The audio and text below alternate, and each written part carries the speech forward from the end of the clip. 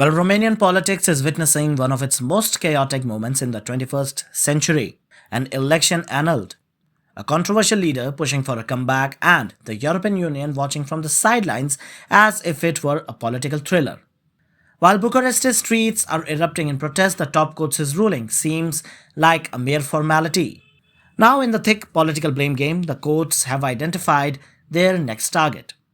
Klaus Iohannis, the outgoing president who just resigned under extraordinary circumstances.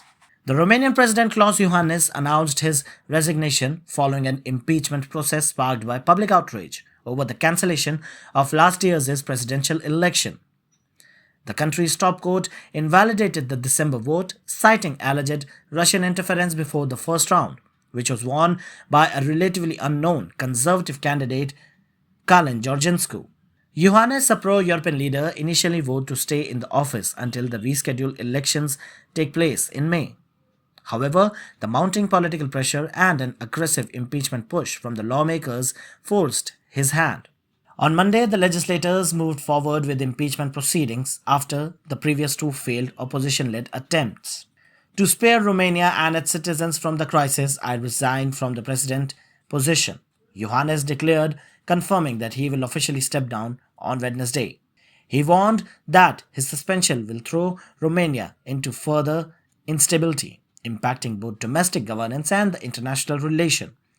Despite the accusation, Iohannis insisted, "I have never violated the constitution." But Iohannis' resignation was met with celebrations from the people of Romania.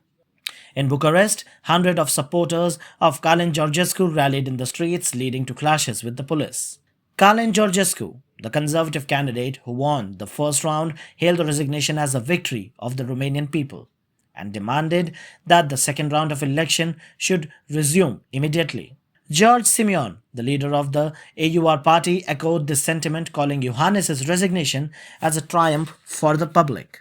Well, the Conservatives have been gaining significant traction in Romania, securing an unprecedented third of the vote in December's parliamentary election.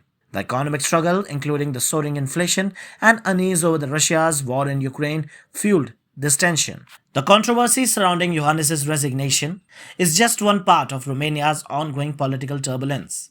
Last month, tens of thousands of protesters gathered against the election cancellation, demanding that Iohannis must step down.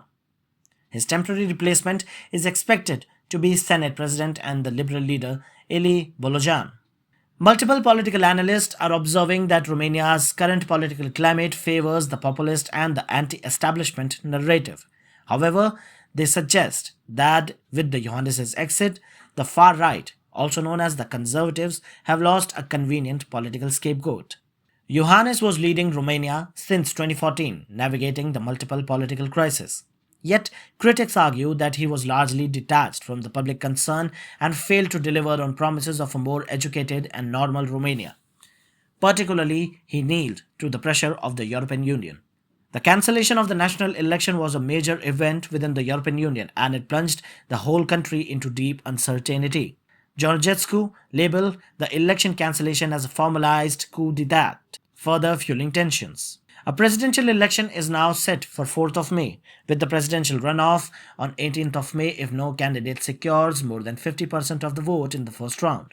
Georgescu, labeled as an admirer of the Russian President Vladimir Putin and a vocal critic of NATO, has recently rebranded himself as ultra-pro-Trump. Despite the allegations, he denies any connection to Moscow. Now, as Romania braces for a new election, the political landscape remains highly volatile. With the EU closely observing the unfolding crisis, the country must navigate the rising nationalism, which is inevitable now.